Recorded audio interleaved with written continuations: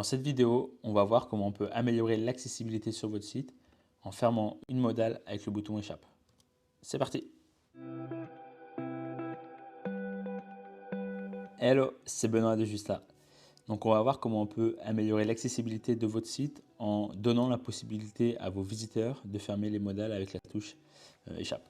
Et donc pour ça, j'ai ici un petit template sur Webflow dans lequel j'ai ici un bouton sur lequel il y a une animation qui permet d'ouvrir la modale. Donc je ne vais pas rentrer dans le détail de l'animation, mais j'ai ma modale ici. Donc si je l'ouvre, enfin que je la mets en flex, alors on voit bien voilà, ma modale.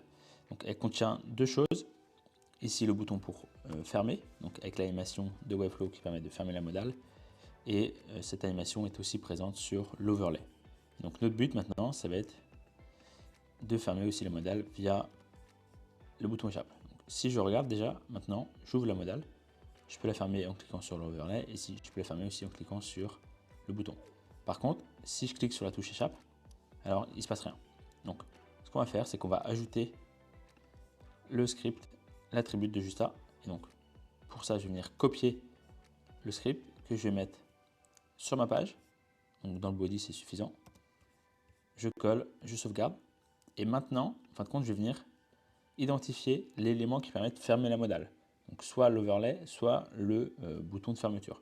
Donc moi je vais prendre le bouton de fermeture et en fin de compte ce que ça va faire, ça va dire quand tu cliques sur échappe, alors ça va simuler un clic sur ce bouton là. Et donc ça va permettre de fermer la modale. Et donc JS Modal Element Close, donc voilà, là je publie et on va voir que du coup une fois en prod, on va pouvoir fermer notre modale de trois manières. Donc là j'ouvre ma modale.